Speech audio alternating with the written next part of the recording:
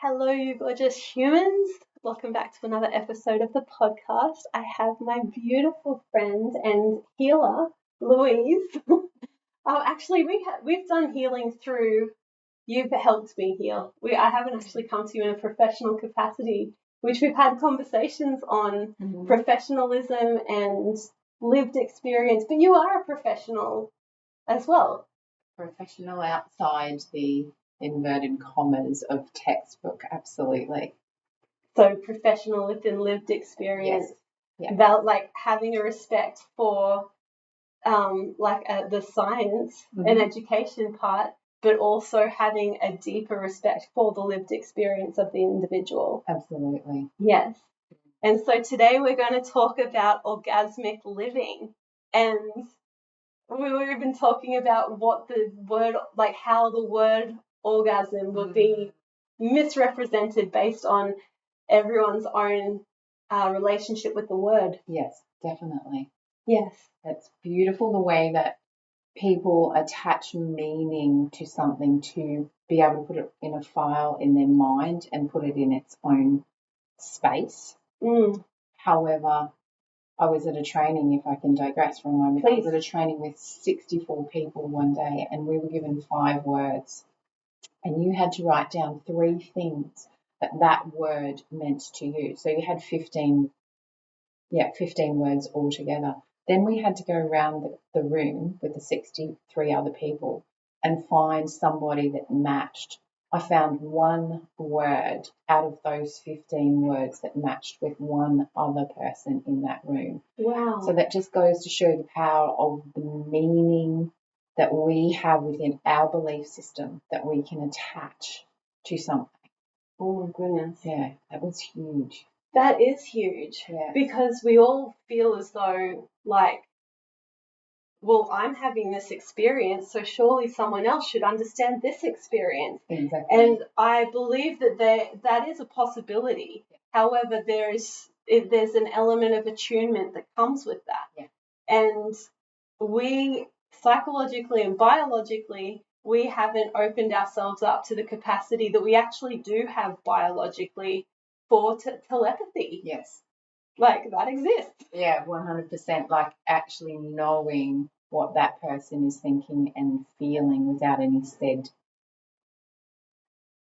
attachments. Yes. Of their meanings or whatever. It's just a gnosis that we have. Yes. And in that, it's like a clearer form of communication, because the moment we put a word to something, it limits the information. Yes. And it usually comes back to the previous understanding or meaning that we're placing on that word. Yeah. And the word that we're talking about is orgasm and orgasmic, which has typically been seen as sexual. And we were talking about how it's actually not sexual. No. It's not based in sexuality. There's like a life. It's based in source. Yes. From my understanding, it's very energetic. And you can have a non-sexual, completely sexual experience without any sexual stimulation. Go figure. Yes. Yes. It's like, and I'll share my birth story, which is where I had my very first experience of total body, what I call total body orgasm. I was 6 weeks, 19, giving birth to my gorgeous daughter, and I was on the labour table in the hospital, and my then partner was there with me, mostly over breathing out the window because he had a challenge with the smell associated with hospitals. So I was on the labour table, and the midwife said to me, Louise, if we don't get Bub out this push, we're going to cut you. And this is how words can become interpreted. It was so crazy.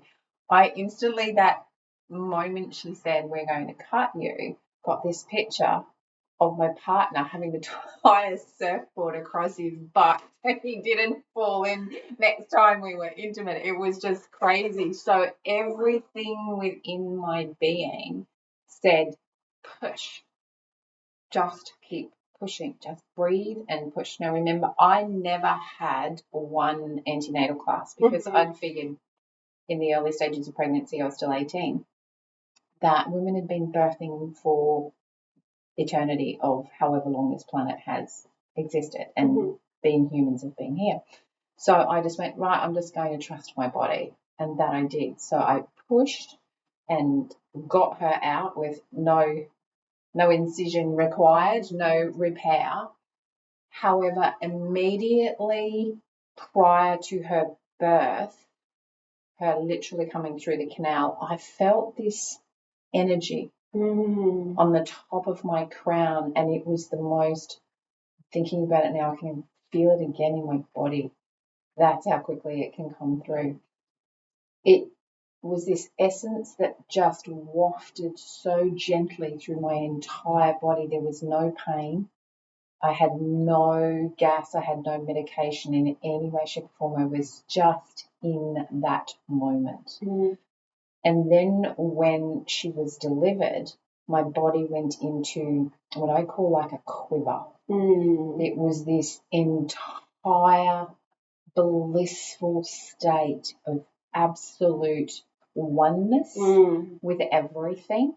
And that sounds really, really strange, but several total body orgasms later, I really get what that actually is. Yeah, it was so beautiful. My partner then looked at the doctor that came to check our beautiful daughter, and he goes, "What's wrong with her?" And the doctor looked over and he said, "Trust me, she's okay. She's fine. She's perfectly fine." So he'd obviously had other women who'd been in this state before. Now, I had no conscious knowledge or wisdom whatsoever of what was actually transpiring. I was just so in that moment and allowing it to be within my body. And it was so, so blissful and such a delight to hold that space. And I believe that a lot of that energy actually would have passed through my daughter because of that calmness that came and fluidly came through my body, was passed through to her energetically. Yes. Because we know that how the mum thinks, feels, as from the father's previous experience from being able to fertilize that egg through neuroscience, through epigenetics, is actually wiring that child to be human. Yes. So, and it impacts their nervous system directly. 100%. 100%. So I was allowed the space to stay in that space while everything else was being done, etc. And she was given immediately to her dad. And funnily enough, I've only recognised in the last 12, 18 months that her actual first attachment is to her dad. Oh, wow. Because there was that first sensation of touch and being held. Yes, and then she was given to me, put on skin to skin, and I could not have felt more love than I did in that moment. It was so powerful. So, so powerful. I've never had that since. I've only had that one gorgeous, gorgeous child. But it was nothing like I'd ever experienced. It was like this precious energy and entity was given to me to care for and guide so she could go and be her essence in the world. It was so delightful. That was absolutely incredible.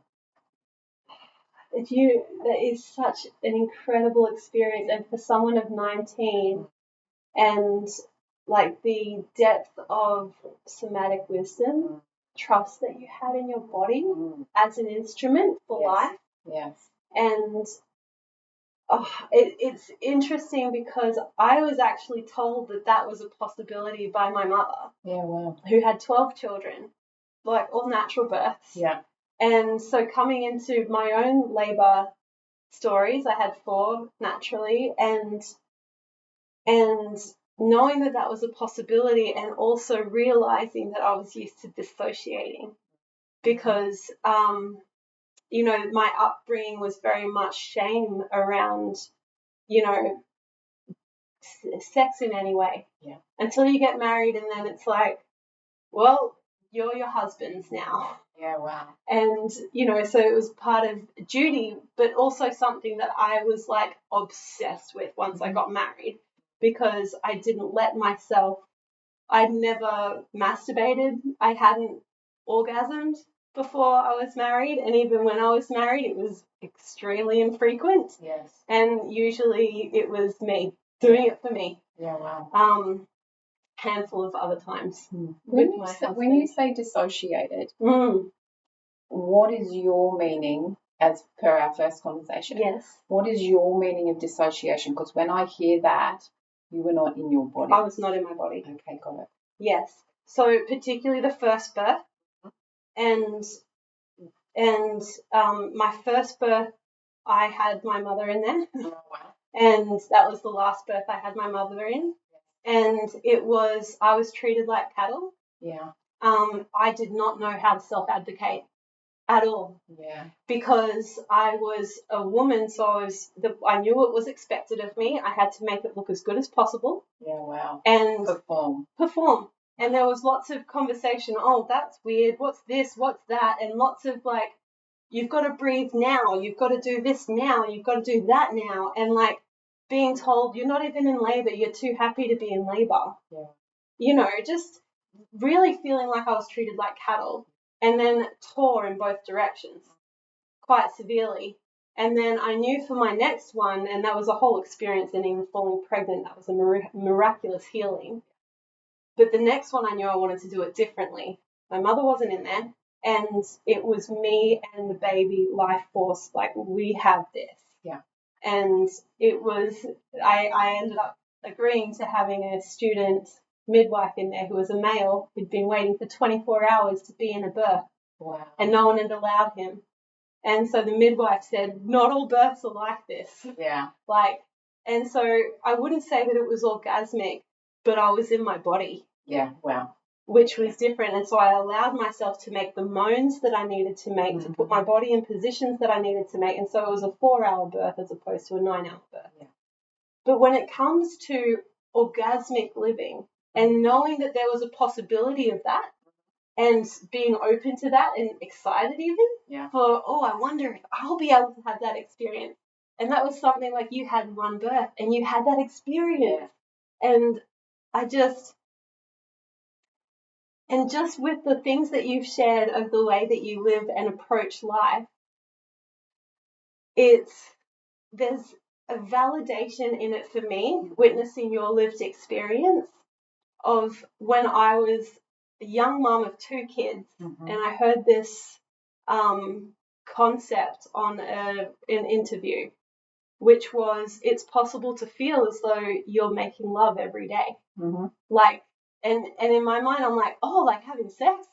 But I now see it as orgasmic. There was a deeper gnosis in it for me. And I'm like, something in that feels so right. Yes. And I was like 23. Yeah. You know?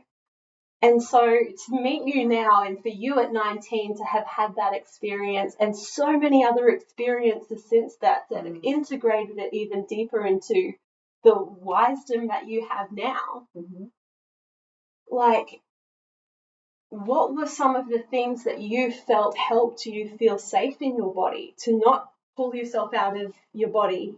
That's a really interesting question, and I want to just rewind and digress for a moment, because I had the same story from my mother, that when you're married or when you're partnered, you are to be dutiful and lie down and let him have his way with you.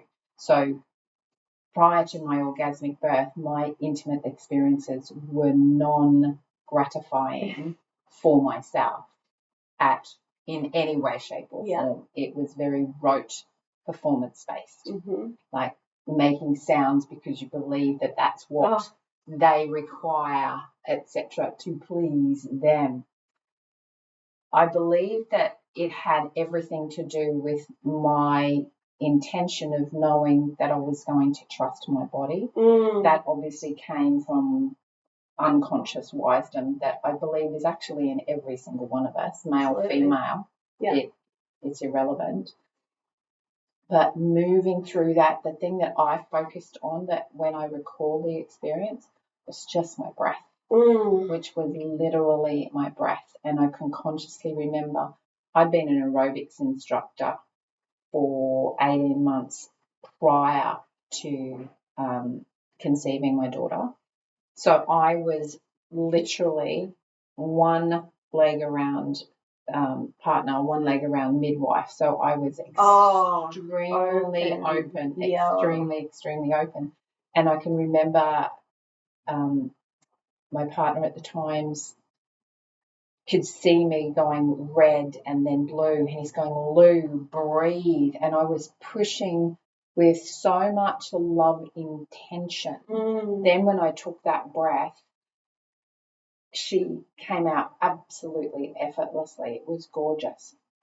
Now, coming back to what you were saying about living orgasmically, I had many experiences after that where I could feel that, I want to call it bliss, that blissful state coming on, but I would change my breath because I was embarrassed. I knew what was happening, but I was embarrassed to allow it to happen. Until one day in the David Jones food court in Melbourne, sitting with a friend, she was describing an ayahuasca experience that she'd had. And I was so present and so in my beautiful body, listening to her. I could feel it coming on, and I thought, fuck it. I'm just going to allow this to happen. And I allowed the breath to come through. Now, no, fully clothed, no sexual touch in any way, shape or form, no stimulation outside of my breath and my body. I literally start to oscillate. Yeah. And I've done some research on this. There's approximately 3% of women that give birth orgasmically worldwide. It's statusized from my understanding. But it's like this vortex of energy starts up within you, and it's almost like an uncoiling. It's not clockwise, it's anti-clockwise. And I'm fully in this moment, and my friend could see what was going on because we'd talked about my orgasmic birth, and there was a bunch of beautiful older women around us, and they literally got up and left the space. So I just kept the breath going and it booting through my body. How can I describe it palpably? It's like this dynamic energy that just flows through you, and you are one with everything, with the table and chair that I was sitting on, with the food that I'd been eating, with this beautiful presence and this conversation with this wonderful woman. It was truly mind-blowing and really interesting observing her observing me in this space. She said very, very clearly to me, I know exactly what is happening with you, not to me, because it's self-regulated. Yes. Literally, you have the ability to continue it going. I cannot count on my hands and toes how many times I have been super present with what I'm about to eat and literally closing my eyes, taking out all of those gazillion pieces of information that we absorb to fully be in the breath and start having orgasmic experiences just eating the food. It is so delicious.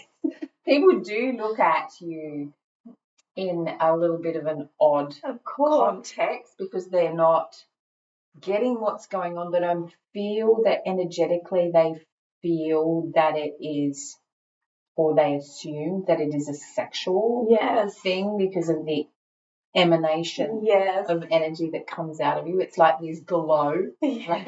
Like this glow. Yeah. It's so interesting. That's fascinating because the experience, especially with the anti-clockwise thing, as I had that spontaneous third eye kundalini thing, it sounds so similar, but I didn't associate it with orgasm. Wow. Which is really interesting because I think my idea of orgasm was physical, and even being an energetic practitioner for so long, what I realized and what actually really opened me up to that experience was letting go of what I had known as a practitioner, what I had learned. It was essential to have that experience. Yeah. And so feeling like you were glowing, like that actually created so much anxiety in me because I was like, I wasn't in environments and my relationships weren't safe enough for me to feel alive. And seen. Exactly. And what's interesting is, and we were talking about this before, a lot of that has been about learning how to create accommodations for myself. Yes. And when you mentioned that, you'd stop it sometimes because of that embarrassment, I'm like, oh, I don't even let it get to the point of the I shut it down as soon as I feel it sometimes, and that's same with my excitement. Yes. And because when I get excited, that's been sexualized. And I'm like, oh, you are so missing this. Yeah. And then I would go quiet and inward and withdrawn, which is like the opposite of what I'm such a bright, big, bubbly person.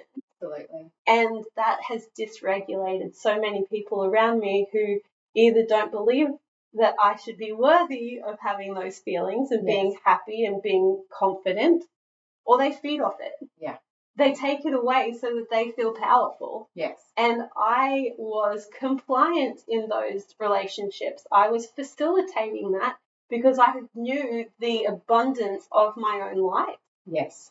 And my lived experience is now, this is the cost of that. I'm living in debt of the light that I had squashed within myself.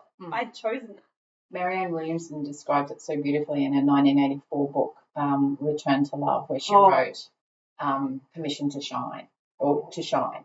She talks very much about us dulling our light does not help ourselves or anybody else, because when we shine, we unconsciously give other people permission to do so or be so. And I just think it's really, really interesting of how people become intimidated by other people's light. And I've come to know within 30 years of practicing as a professional counsellor, lived experience practitioner, it comes from their knowing that is within them, and they see that reflection and it terrifies them. Yes. To not be because of something that's been said. And what you've described is beautifully cognitive dissonance. You knew that it was completely possible, and at least you had the gnosis. I had no gnosis. I just allowed. See, that's what I love about that. It was such an embodied process. You were so in your integrity that information could have actually impacted you in a very different way. Absolutely. If you knew that was possible. Yeah. And because then it's like a standard to reach. Yes. I have to have this experience because I know that experience is possible. Yeah. But it's not the lived experience. And this is where we kind of get into a comparison of like, they've had this experience, they must be this, they must be that, you know what I mean? And we project this perfectionism onto people because they've had an experience that we wish to experience. Yeah, absolutely. Not realizing that experience is one moment in time. Just like all these other little moments in time, and that one moment does not define who we are. No. And it is very much about the safety. And I've come to know very, very much energetically that if I'm not in my body, I don't feel safe. And gifting myself that ability to be in my body, and my breath is my hugest resource to actually get there and remain there. Yes. One of my really, really intense, I actually held total body orgasm 48 hours because it was so good. I chose to remain there. Oh, yeah. Yeah. Why would you not? It was so palpable, and it was so funny because I was very anti-plant medicine, because of somebody else's interpretation and what they were projecting, and I chose that to become my belief.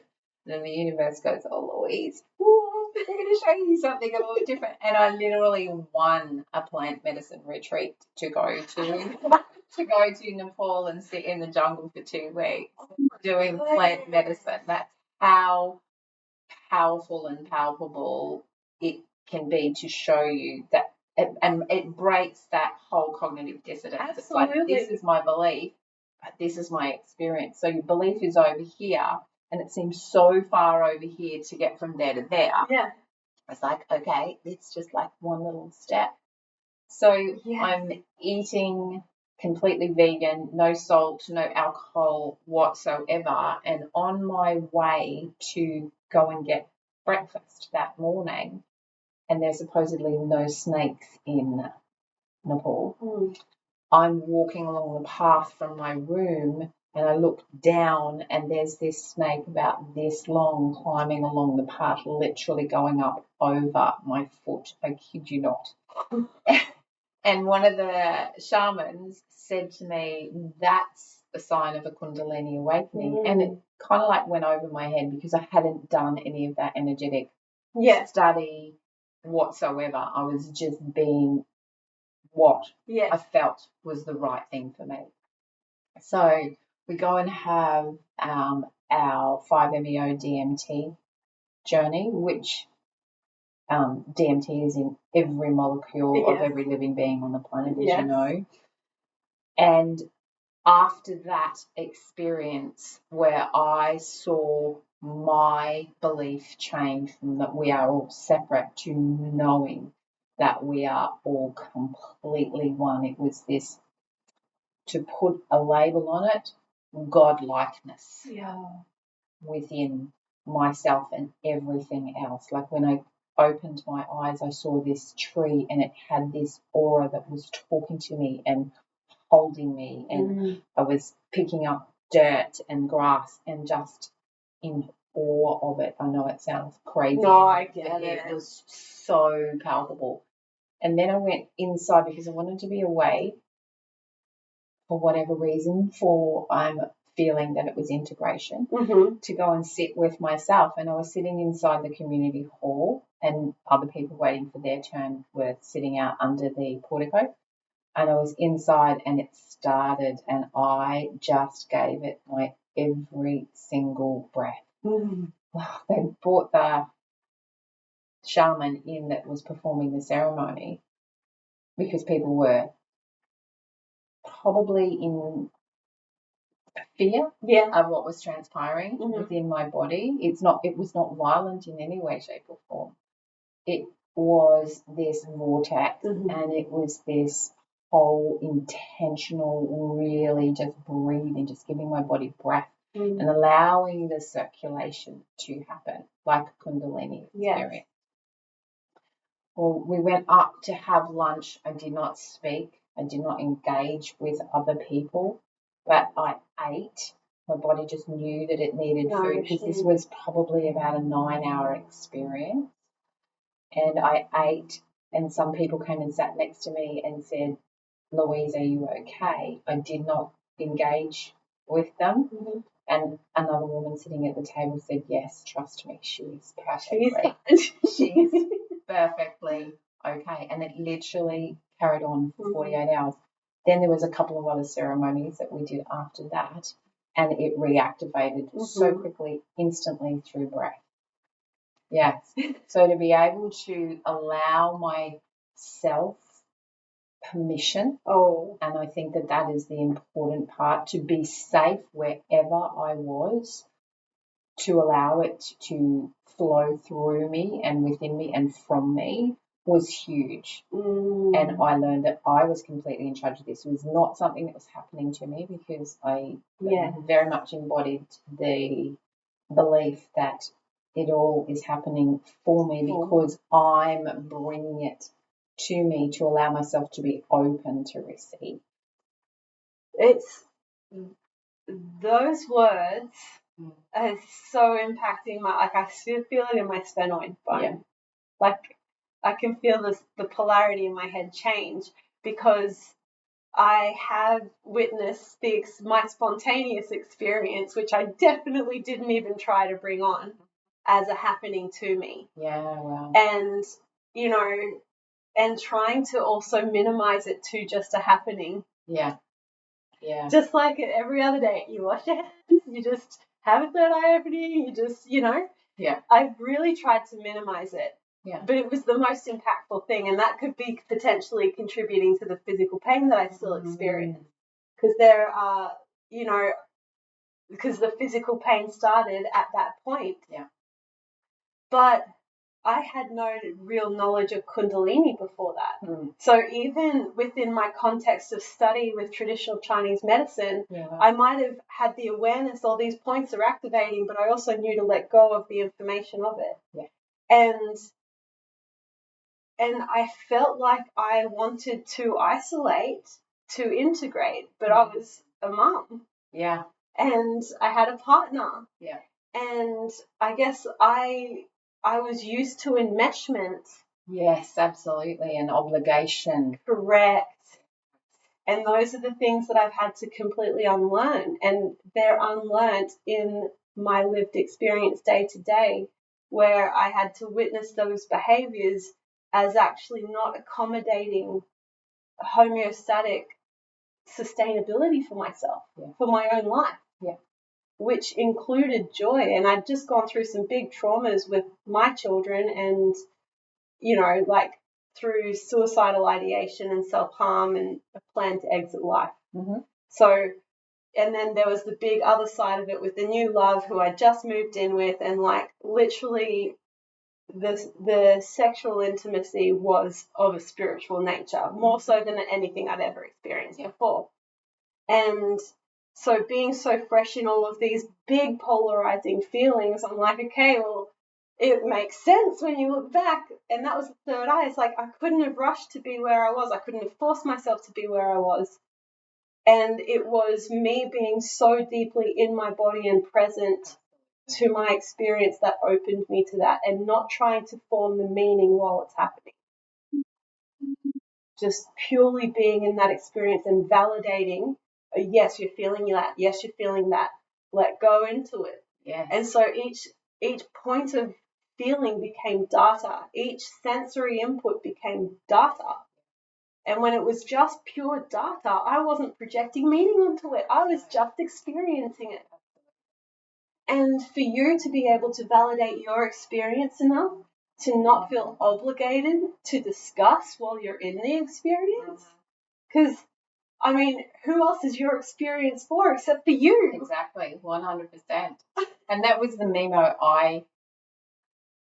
I believe to be true that I received coming into this experience of being Louise, is that it is to experience everything on every gamut that you possibly can and allow it to be, because it's going to show you something. It's this gorgeous, I literally heard Peter Crone talking about it in an Instagram reel this morning, and it's so what I live of.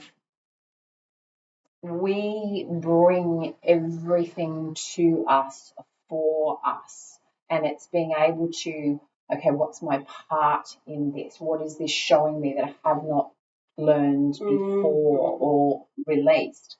And it's that whole not attaching meanings to things, just letting it be and asking it, what are you teaching me that I have not yet seen? Yes. And taking that fear out of it. And I've also learned very much about how when our spirit, our essence that's not measurable by science, but it has some concepts of people reporting that they see a light and energy leave a person's body. and that a body can actually be a bit lighter immediately after death, that the soul actually has some weight. It's got a quantitative weight, Yes, it's measurable. I've come to know that when you get to a traumatic experience, your soul can actually come and sit here in the third person, because there is so much overwhelm by feeling emotion, because spirit is not emotion. It's gnosis, it's knowledge, it's wisdom, it's the secret source of the universe. That isness. Yes, that totally isness. And it will physically leave your body. That's why I asked you about the disassociation. Yeah, and it did feel like that, because I could see myself. Yes. I could see what my face looked like. I could see my eyes like swaying into different dimensions. Yes. Like, yeah. So that's why I say I came out of my body, because there was so much coercion, and you should have this, and you should look like this, and this looks weird, and I've never seen anyone do that before, and you're just like, I don't know how to be right now. Yeah. I don't know how to be right now to make you. I'm literally never been in this much pain in my life, and you're still requiring me to be a certain way for your comfort. Yeah. And it wasn't just my mum. It was every single person in that room. Yeah. Every midwife, because I didn't look like I was 21. I looked like I was a freaking baby. Yeah. And but they had this preconceived conception of they're like en route themselves. Yeah. And just performing their role rather than just being and allowing you to be the masteress of your experiences. What is it I can do to support you? Yes.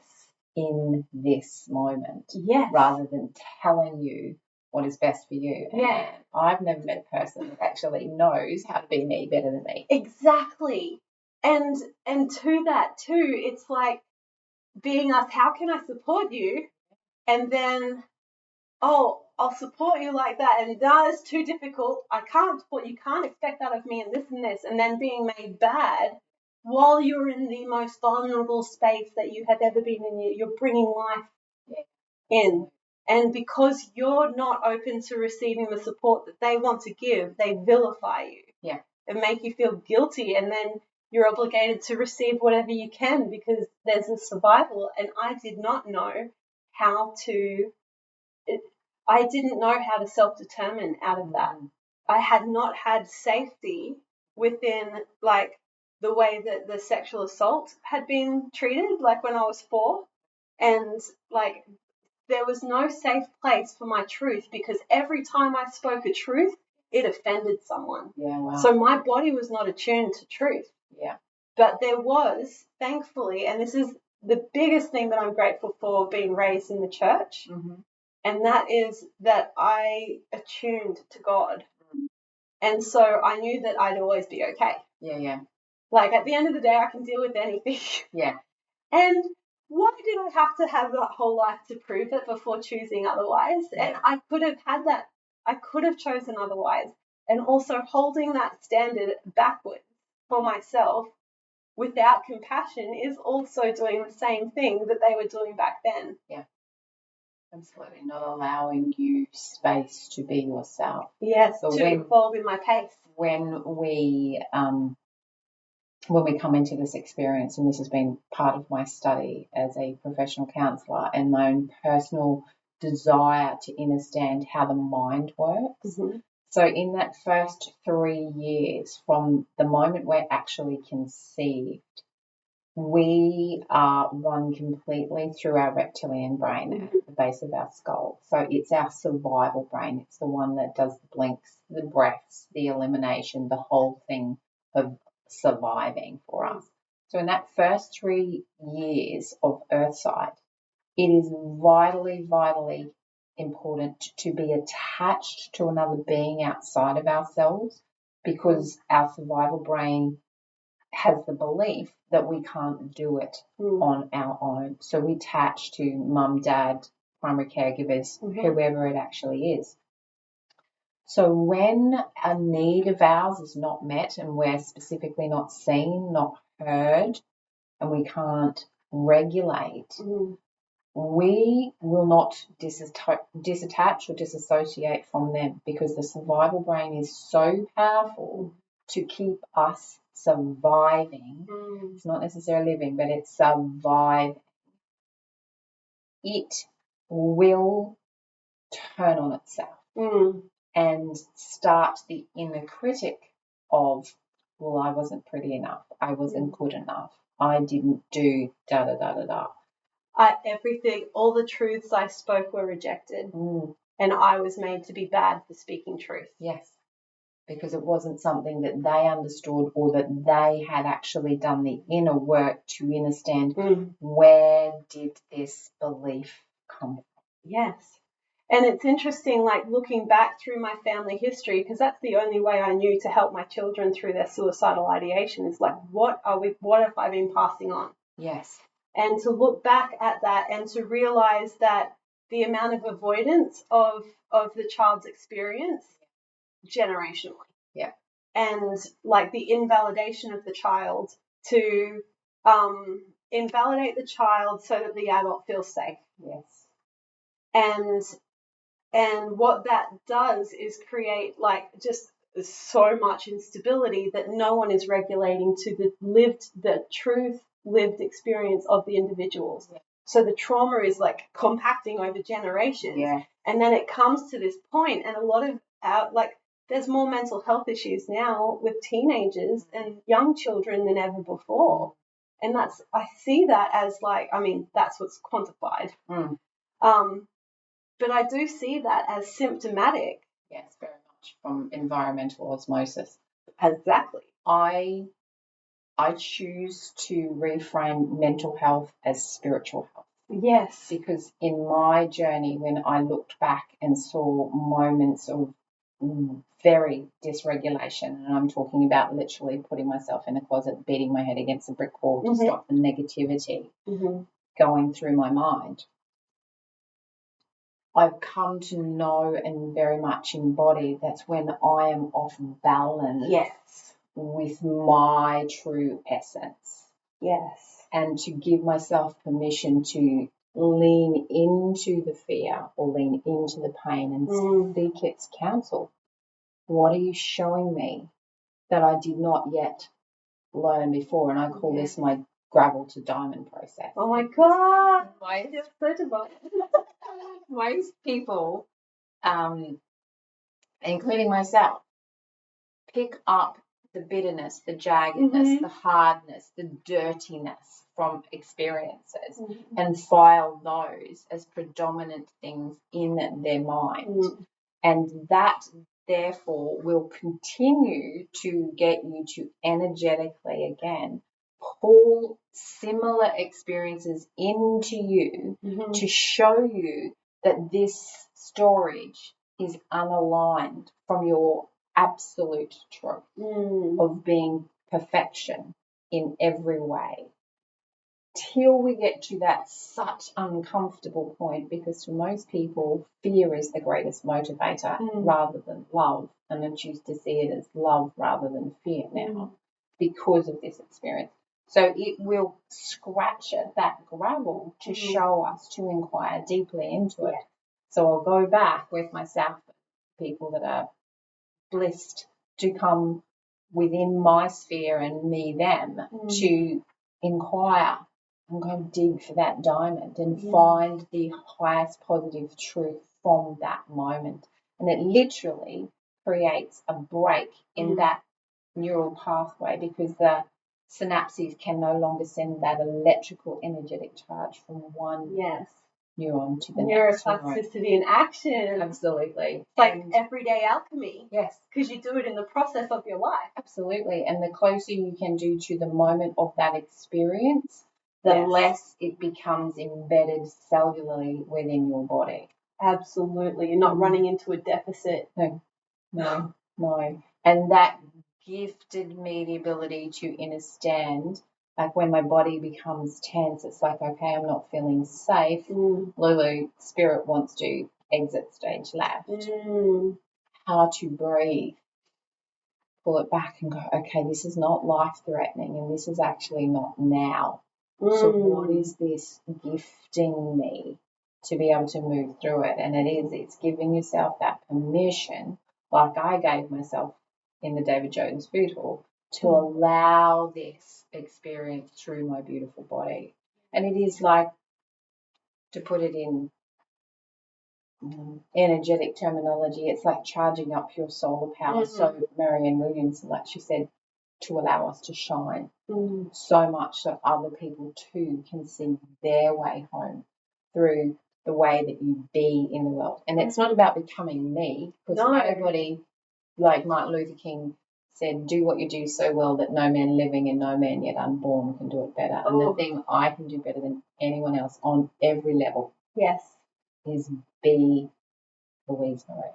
Absolutely. And that gifts everyone that you contact, like, and then the ripple effects of those who are affected moving out. And that's why I see like self-love and that self-reclamation as the revolution. Instead of having to fight, it's like not fighting. No, you're leaning into, you're allowing that flow of what is. Yeah, and the letting go of what isn't.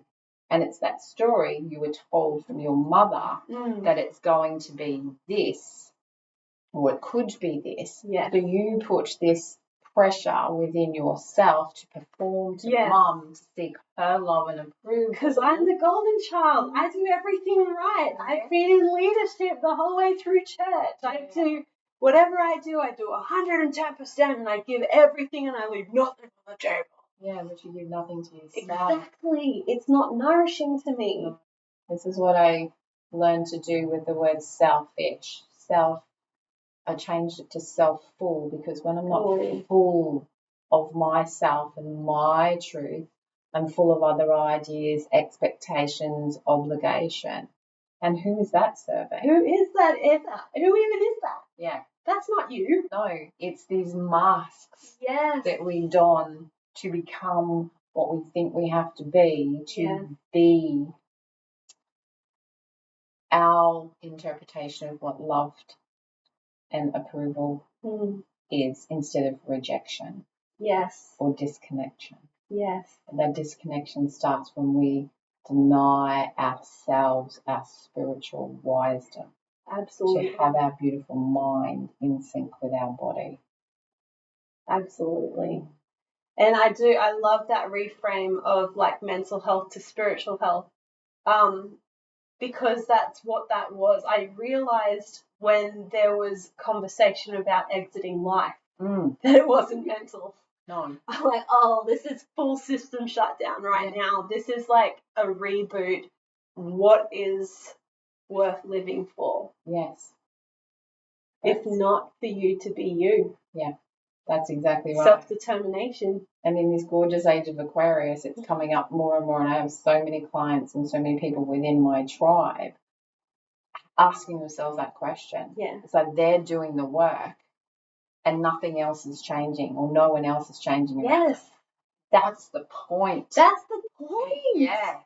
They're not having to change. It's you growing through what's labelled as pain, or fear, or whatever. And it's gifting yourself the ability to go to another level. It doesn't make them wrong and you right, or vice versa. It just is the energy that you've been divine enough to bring to you to experience, and then transmute it. Like, how is this my reflection? As you were saying that, I'm literally looking back, and I know that like things were coming into my mind as you were talking, and I'm like, this is so good. But what came into my mind was all those people who feared my light.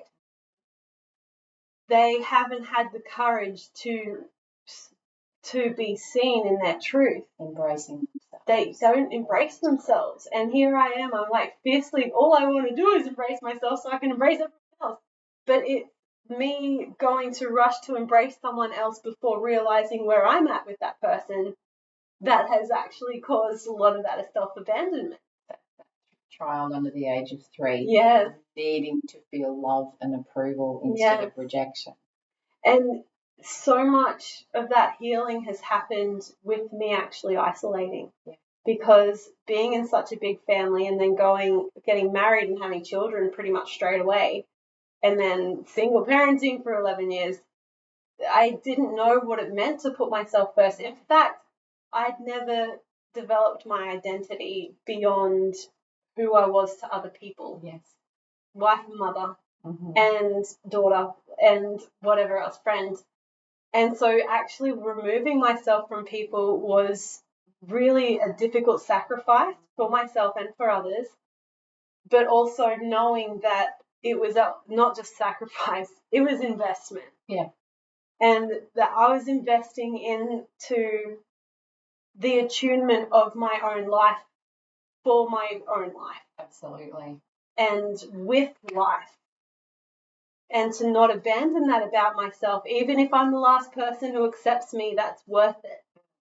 And then from there to move out into these and create a safe community for myself, which is not one community. It's split amongst the energy of different humans. Absolutely. Yes. And coming back to that abandonment of yourself, we are the only people that reject ourselves.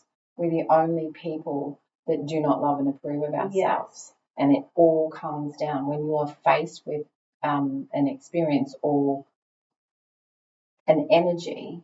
I ask myself unconsciously, where am I rejecting myself in this experience? But it's so beautiful to be able to use these energetic skills that I've learned to develop through self-isolation scene. And I used to believe that it was dangerous for me to isolate. But that was just my inner child trying not to allow me to look at myself, because if I continue to do the same stuff different day, she feels her understanding of what safe was. Instead of going, hang on a minute, this self-isolation gives me the ability to have to see myself. Yes. And have to witness what the truth of the story that I've stored in my cellular being because of previous experiences, so I can actually lean into it with the love that it's requiring. That is so relevant. You know, how am I rejecting myself in this moment? Yes. Which is like avoiding the discomfort of expanding your capacity for more love. And every time I shut down what I knew orgasmically was happening in my body was me abandoning myself for fear of shame, what other people might think, because then they're going to reject me. Do I need them to live? No. Would I like them? Sometimes, yes. Yeah. But it comes back to that essence of we are here to witness ourselves. Yes. When you can gift yourself the space to do that, then it's like this whole matrix is literally playing out in front of you, and you go, okay, I can see exactly what's transpiring here. Not projecting on other people, but this is about me. And coming to know that advice and help is only help when it's sought by another soul from somebody. Yeah, consent. Because otherwise it is perceived as criticism, and that child under 3 is going through every single file to bring up every single time they were criticized, and that brings that energy forth, and that's what gets projected. Yes. And it's you're saying to them by offering help or advice without consent that you're wrong. You can't be you. Yes. And then that initiates shame, which is the most disconnecting experience to have. I am not safe to be seen in my imperfection in the learning process. your imperfection of the facade that you think is yes. you. But I guess it's not even in the imperfection. I'm not safe to learn at my own pace. Yeah. Learn and unlearn. Learn and unlearn, which, like to evolve in my own pace, in the pace of my own nature. And I guess for me, like I had dyslexia and all these different learning issues. Didn't get diagnosed. But like there was no denying that there's some other things going on that are not neurotypical. And I'm also highly intelligent. So if I'm passionate about something, I will like everything. Yeah. And so learning moderation, it's been a skill that I've had to learn. And realizing that, and I think having children really helped me with this, like realizing they all spoke at different times, they all walked at different times, they all had differing needs. And I felt a lot of overwhelm with that because I hadn't even figured my own little 3-year-old self out yet. Because there's not one playbook fits all, right? There's not, and we all wish that there was. But the closest thing that we can get to a playbook for our kids would be to move through that self-determination for ourselves. Absolutely. That's the best. That's the only thing that I kept on coming back to. Is like, they will choose their own way. I had one child who had planned their exit and told me not to interfere. Yeah. This is my life and I can take it if I want to. And as shocking as that was to me at that time, I am also so deeply grateful for their courage to be able to stand in their gnosis and wake me up. Yeah. You know, because I was already on that journey. I was already on that softening journey. But there were things that needed to just move faster for their pace. Yeah. And so being able to facilitate several of them, like moving outside of what's socially acceptable. Correct. That's what I was able to facilitate, a space where I didn't shame them. I tried not to rush them as best as I could. And tried not to fix it. Except where they are. And I feel like that is what I am experiencing now with my physical pain. I've had, like, as a healer, when you go through, when you're helping other people and you haven't had the lived experience, there's so much projection, there's so much 100% judgment there. But for me to have had so many lived experiences and now to have the experience of chronic long-term pain, there's different information that I have here now. Absolutely. And so it's like, how can I still live an orgasmic life with the pain? And what I've realized is that it's data. Yes. And that I interpret the data. Exactly. And this was what... From your metaphors, your beliefs, your past experiences. Exactly. All of those things. But one thing that I realized with like that, the spiritual sexual experiences that I had, because I was still within my own experience in those. And what I realized was my intention to open the physical data, the senses, open a space of infinity and eternity as though it was the only thing I will ever experience. And so opening so deeply to that and then finding like, oh, my soul is fine. Like, it's just my body that's in pain. And so allowing the experience to be not just physical, feeling the pain as though kind of like I've got tinnitus, right? So when I meditate into the tinnitus, I amplify the sound. Yeah. I go into the sound as though it's a frequency of like my own like being. Yeah. My own frequency.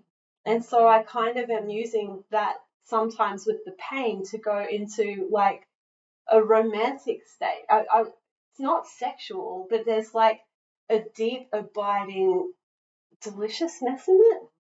And so the intensity of it and the pain of it almost melts away into pleasure. Yes. Yeah, it's hard to have the language around it. Yeah, I understand that, but can I ask you a question? Absolutely. To lean into that. one of the things that I've learned so much is to use my beautiful body as the barometer of exactly the thought processes that I've got running, the beliefs that I have going on. Yes. So when I have people say to me, I've got tinnitus, and I usually ask them, is it left or right ear prominent? Both. Okay, so what do we use our ears for metaphysically? Listening. Hearing. Okay, cool. So if you're having this sound that's making you pay attention to it, or are you not listening to yourself? Ooh. Yeah. And if it's left right ear, yeah, it's usually from the masculine self, which is in both genders. If it's from the the opposite. Yeah. Left is the feminine. So when a person is ready to move past the discomfort of that sound and inquire into that, and you actually get, what are you teaching me? Oh, to actually listen to myself. And the way that it will break that neural pathway is you by taking consistent action and listening to all of those wisdoms, that gut feeling, that intuitiveness within yourself. It will just naturally dissipate because it doesn't need to remind you any longer. Well, no, but something that because it's been there since I can remember, something that I have realised is it doesn't need to be fixed because it doesn't actually, I'm not bothered by it. So it's there. Yeah. It's always there, but I get to choose when to tap into it. Absolutely. And so for me, I don't see it as a negative symptom. Yeah. It's a symptom. Yeah. And who's to say if it's wrong or not? That's right. And so it's not something that bothers me. Yeah. It's never really bothered me because it's there. It's bothered my dad, who's had it very severely and his hearing's gone. Yeah. But I remember as a little kid out the back of church going, like, hearing the air conditioning unit. Yeah, yeah. And going, oh, that's like my pillow. Like, that sounds like my pillow. So it's safe to you. Well, I guess it's a familiar thing for me, but I only actually started meditating into it the day before the third eye opening. Yeah, well, funny that, isn't it? Isn't it? Wow, maybe it got you to listen to something. And I think too, I consider all these people in the world who have had these physical experiences, which they, for whatever, they won't be able to heal for themselves. And we've, through the lens of the perfect human, Vitruvian man, structure it, and being pain free, as an indicator for how well I'm doing in life. This has challenged all of those prejudices. This experience of mine and the discomfort and all the survival instincts actually amplify when I try and get out of it. Yeah. When I try and heal it. Pain is a beautiful indicator that you're actually alive. Yes. And you have the gift of having this experience. That's what that is. Yeah. It was seeing the holographic nature, like visually seeing the tree disintegrate in front of me and feeling the joy drain out of me because of my relationship with the tree. Yeah. Because I can see the holographic nature of it. That's the fucking red pill right there. Yeah, yeah. And then to go, but that's not the only truth of it. That's it. And it is, that interpretation is whichever level you're on. Yes. My beautiful, beautiful grandfather said to me one day, and it's something that's really sat within my body so beautifully. He said to me, Louise, people are like a ladder. Life is like a ladder. Everyone is on a different rung, and we all rise at our own rate. Yes. And desire to do so. And then I took that further and sat with it with myself, and I thought, okay, what happens when I'm on this rung? It doesn't mean I'm any better than anyone else, because there's many people that are much further up than me or lower down. What happens when I'm on this rung of my evolving, my acceptance of myself, and my living orgasmically as myself authentically?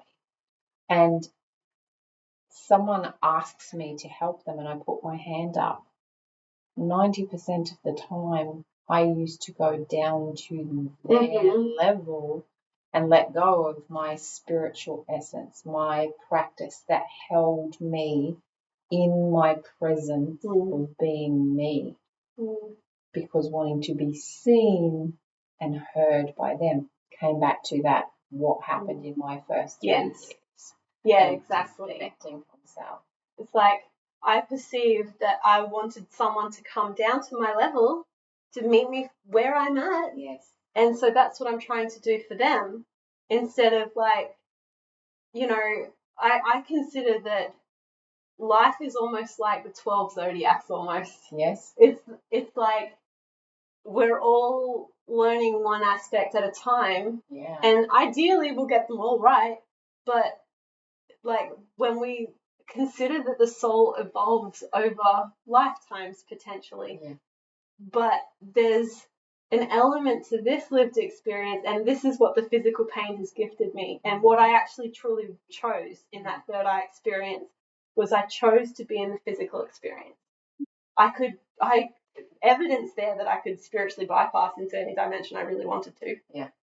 But realizing the value of this physical experience, the value of my limitations, and realizing the joy in the process of moving through those limitations in ways that are aligned to my nervous system. Yes, and that is the absolute key here. It is giving yourself the ability, when we didn't get that in the first 3 years predominantly, but up to 7, it's my understanding that we actually record every single way to be an adult in the world, because thinking of us as a computer. Yeah. And the program is lodged here in our mind by the observation, because science has evidence that we are observational learners. Absolutely. Monkey see, monkey do. Absolutely. So we record if that's how to be in the world. And then we start unconsciously just actually being that without going into a thought, because it's recorded so deeply within the memory and the cellular biology of automated action. We can gift ourselves the ability to actually come back to not having to, really lost my train of thought on that, which is really beautiful, because that's where it's meant to be. Well, we can pause and hold space for that. That's okay. That's no rush. That's okay. It's not a drama. And that usually for me, I see as an indicator. It's just, that's not a path that I really need to go down. Yeah. So thank you. Thank you. And thank you for speaking into the indications, because as a kinesiologist, right, I look for change in the indicator muscle. Yeah. Right? And that's a yes and no binary. Yeah. And it's interesting to go, oh, here's a shift in the trajectory I was on. I'm going to see that as an indication, and not exactly sure what, but I'm accepting it. Yeah. It just is. Like that creates infinite possibility of what that could have potentially meant. Yeah. And then led into this conversation of indicators, which I think is really healthy when trying to decipher and decode the quantum feedback of your lived experience. Yes, totally. And that's exactly what it is. It is constant feedback. Yeah, and it's within that. Like, your lived experience is point A. You can't deny the data of your lived experience. We try by going, no, it's not that bad. It's not this. And I've realized, like, I've got friends that I'm able to say, oh no, I'm experiencing, it's like active labor for the last week. Yes. In a lived way. And they believe me because I'm honest. And it's like, do you need anything? Can I help you? And it's like, actually, no. The fact that I could even just say it to you, I know how to maintain myself. I know how to, I've birthed children before, and me birthing my identity now is what I see those deep pains were. Yeah. And not being able to go back to marijuana as a form of pain relief because I now get vertigo is an indicator. Yeah, that's no longer the pathway. Correct. And the indicator is never you're wrong. Your lived experience is wrong. No, never. Every time I hear somebody describe birth as being horrendously painful, and it was very interesting, the night that I went into hospital because they were going to induce me the next day, my mother-in-law at the time said, well, I'll see you when all of the pain is over. And I thought that was a really interesting thing to say, but that was a projection of her experience. Absolutely. And I was so different to that. So very grateful. I actually hadn't embodied that. Yeah.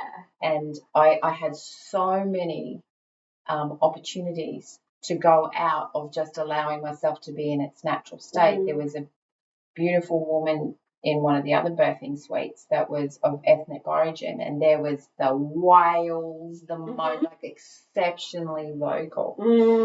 And that's potentially the safest place for them to transmute some of that vocal energy. Absolutely, that's been stored up and not heard. Unallowed to do within themselves. Exactly. Yeah. So fascinating, that is. Yeah. Sorry. Yeah. And it is that everyone's experience is perfect, and it's coming back to that. That's because of whatever rung you are within your ladder. Yes. And that's okay. And I'm not here to tell you that you're wrong. Yes. When you seek counsel or ask the question, it's like, well, what would you do in this situation? Or this, like with lots of clients, saying that they have tinnitus, and it's such a pain for them. Yeah. They haven't seen the ability to actually just embrace that. Yeah. They want to remove it. Yeah. That is when an offering, it's like maybe your body's speaking to you. I wonder what it's saying. And it's fascinating because I know people that have suffered with it. And I literally, it's wild, but I put in earplugs so that I can only hear it. Yeah, wow. When I fall asleep, that's what I've been doing lately to help me actually get to sleep. Because sleep has been difficult over this last week, being woken with pain. Yeah. So it's interesting to see how our relationships with these things, our relationship with our own learning process, with our own evolution, is like such an indicator of where our internal barometer is, our self-trust.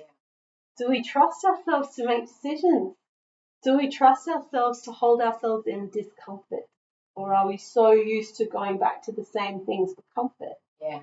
Like, because our medicine will evolve as we evolve. Yes, absolutely. And it will become different on every single time we get to experience when we are consciously aware of it instead of on autopilot. Yes, and that's where coming into the presence of your lived experience now is point A. That's the starting point. And then from there, yes, we've got future, yes, we've got past, and we've got all these things. We've got all these things we want to experience. And we're like doing the numbers on the time and the effort and all of that. Yeah. And so we're constantly in a state of like analyzing where the best return on investment is going to be for our presence and everything. And sometimes it's so overwhelming that we just dissociate into scrolling or whatever it is that we do to feel instant comfort, because being in our own experience is so foreign and uncomfortable. 100%. And that's what is one of the biggest indicators for me as to what is it that I choose in this moment. And it's my body. My body will give me an absolute yes or a thank you but no. Yes. I feel it within myself. Instead of having to go to the mind and analyze it, I will feel it in my body. Does this feel right? Does this feel nourishing for me? Like when somebody makes an offer. Yes. It's like, there was an unconscious list of questions that I used to ask myself before I went from wisdom and knowledge to embodiment, getting it in my body. I used to ask myself, is it going to physically, financially, spiritually, emotionally, or sexually harm me? Yeah. And if I got a yes to any of those, I'd just say thank you so much, but no, it's not the right offer for me right now. I love that. And because it's validating all the parts of you that are most important to you and for your sustainability of life.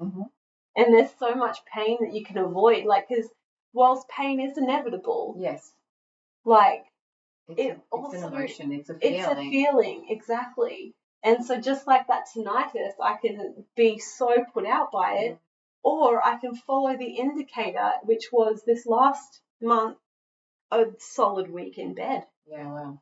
You know, and what that forced me to do is I could not distract myself with physical activity, which is absolutely what I was doing too. Like, you know, and it's so subtle. Oh, I'll get back into my routine of this. I'll work out because I want muscles. I want this. I want that.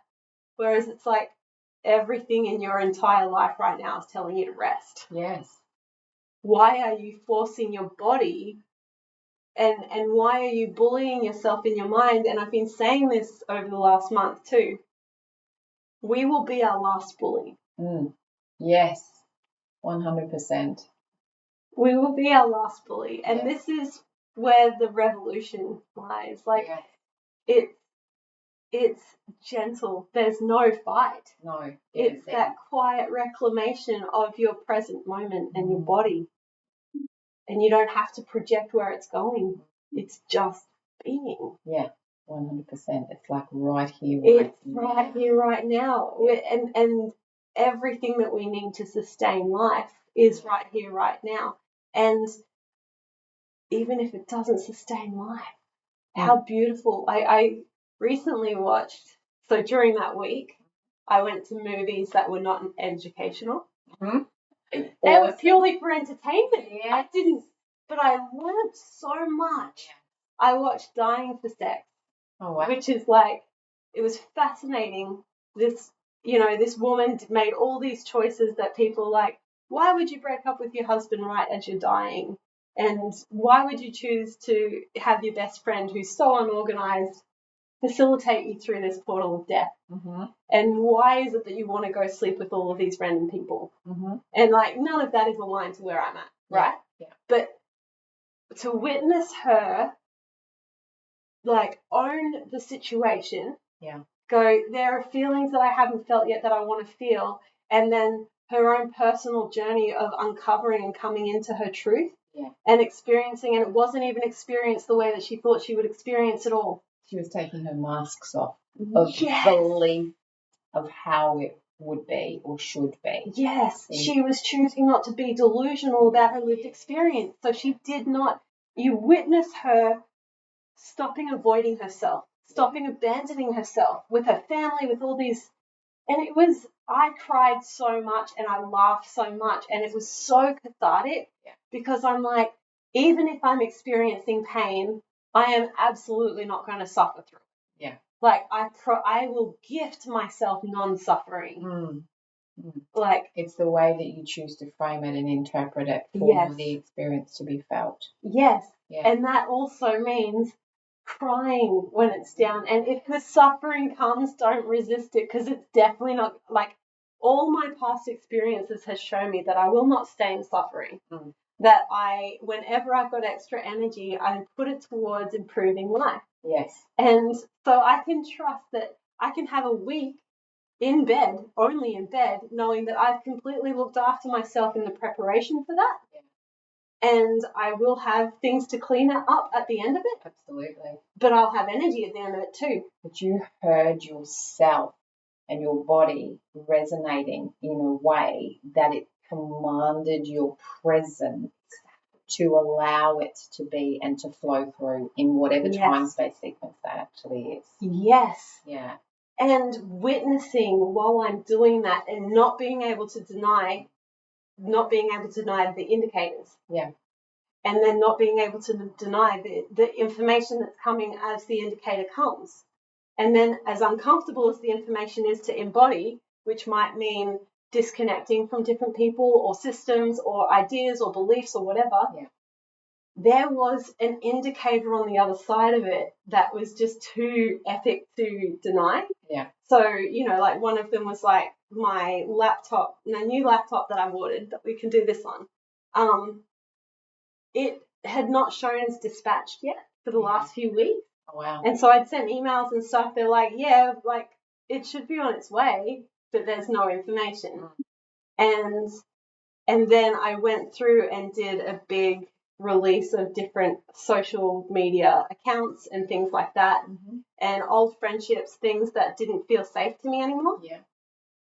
And literally, as I put my phone down, a knock on the door, and it was my laptop. Wow. And it's just too many of those things that go, there's an energy that I can't necessarily verbally describe, but I am following this inner tuition, and it is showing me a way, and I can't deny that this is happening in the timing that it's happening. Absolutely. And that's sort of what I've called everyday alchemy, because you witness life as magic. Yeah. It's literally all happening for you all the time. Thank you. We'll pay attention to that one. It's a nice indicator. Yeah. Yeah, it is so beautiful to give yourself the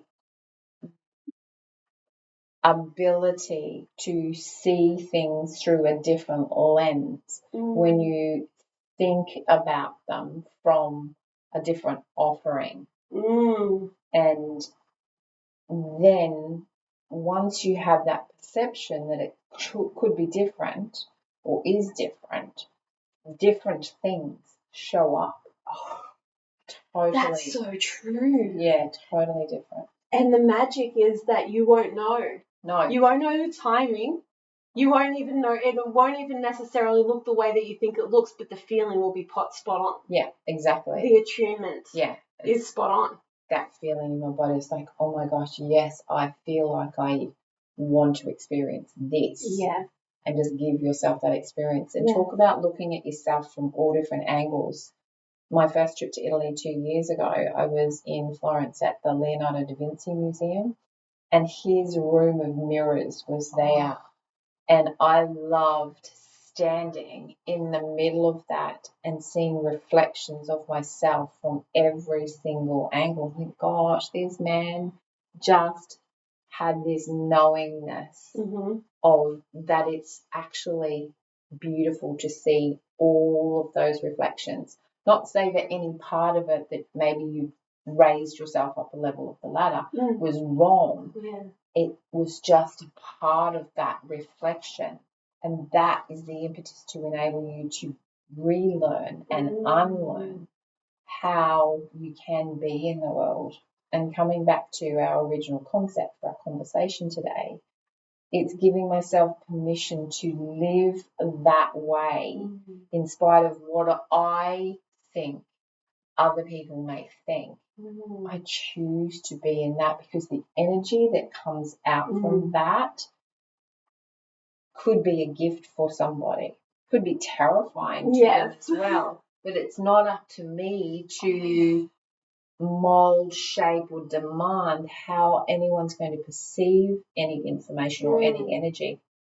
For me, as long as my intention is for ecology, and to me, ecology is beautiful for myself, beautiful for others, and beautiful for our human race as a whole. The shared experience. Yes, absolutely. So I choose to no longer shut down those beautiful indicators when my gorgeous body says yes.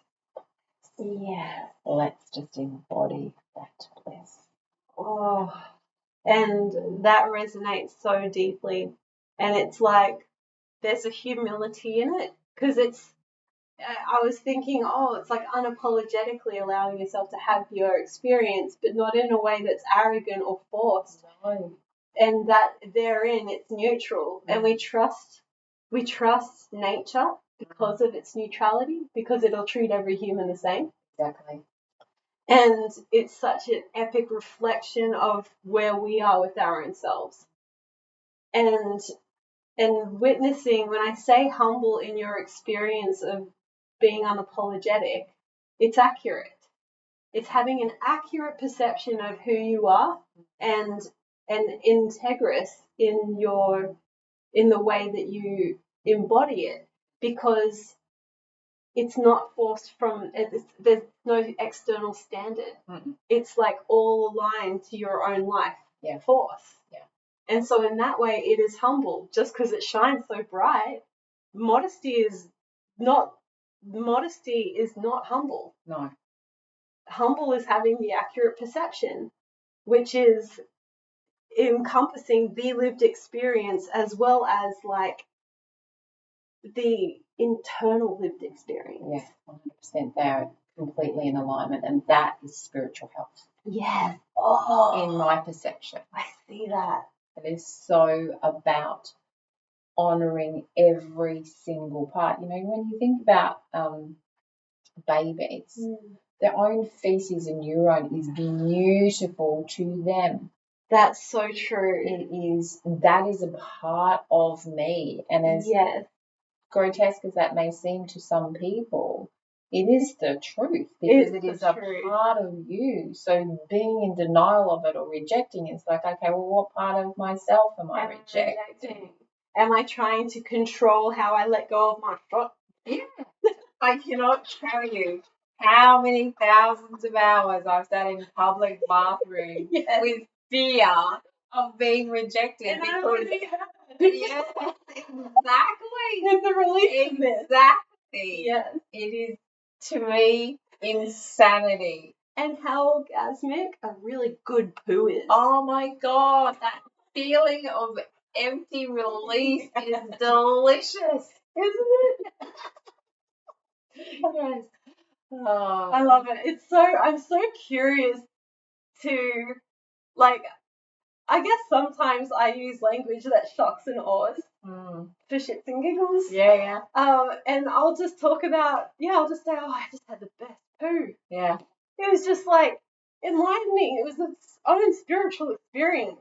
Yeah. Which it absolutely is sometimes. Yeah. And like sharing that with people and just witnessing how they, not to impose something, but to interact. Yeah. Hey, I'm going to test this out and see what the impact is here. Yeah. And just to play with life. Yeah. Like not to force an agenda, just to play with life. Because so much of life is experimental. We're not going to know where all of our spectrums are with different things unless we overswing the pendulum sometimes. Where's our edge? Where's the edges? Yeah. And does the edge need to be the edge, or can we lean further past the edge? Exactly. How domesticated are we? Yeah.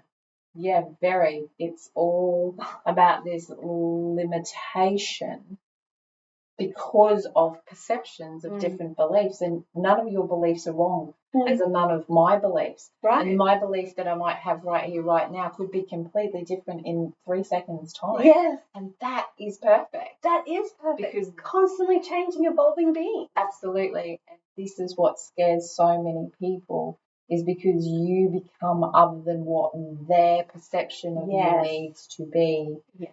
And when you no longer meet their needs, that's where we get this boundary crossing. This is where we get this uncomfortableness. But I had the greatest experience recently of learning to really sit in my uncomfortable and not project what I was experiencing on that person. Ooh. Because they choose to be that, and that is absolutely perfect. It's their choice. My choice is to go, as uncomfortable as this is, I'm so grateful that I get opportunity to see that I don't need to fix or project what I think needs to be fixed. They're on their rung of whatever ladder. And that's so freeing. It's so healing for the person who has known safety as enmeshment. Yes, 100%.